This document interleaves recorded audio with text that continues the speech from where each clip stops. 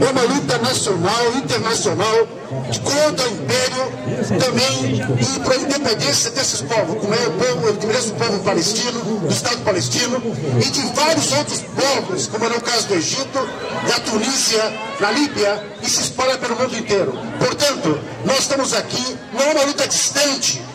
Ah, mas isso não tem a ver comigo, você não tem a ver com eu aqui nesse momento?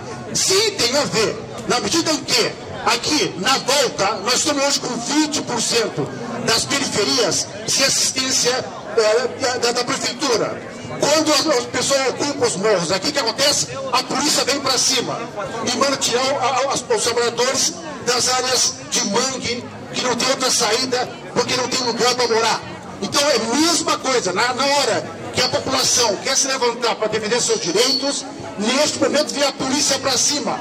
É particularmente do povo negro que está nas cárceres, que é muito mais atingido, a juventude negra, por exemplo, que é uma instituição silenciosa.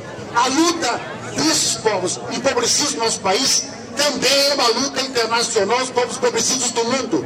Portanto, a luta internacional é uma luta nacional, é uma luta local.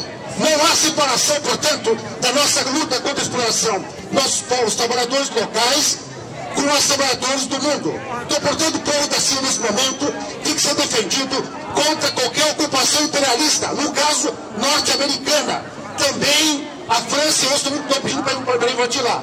Então, nós temos que nos unir imediatamente, através de abaixo-assinados aqui, de manifestações, para defender contra qualquer ataque do povo sírio. Por isso nós estamos aqui com o Partido dos Trabalhadores, nosso mandato, Lino Pérez, e outros parlamentares, nesse momento, outros partidos, mais uma vez, e de tantas vezes que ao longo dos anos nós temos defendido os povos. Portanto, gente, assine aqui, defendam esse povo sírio, que é defender também o nosso povo brasileiro, a sua autonomia. Obrigado.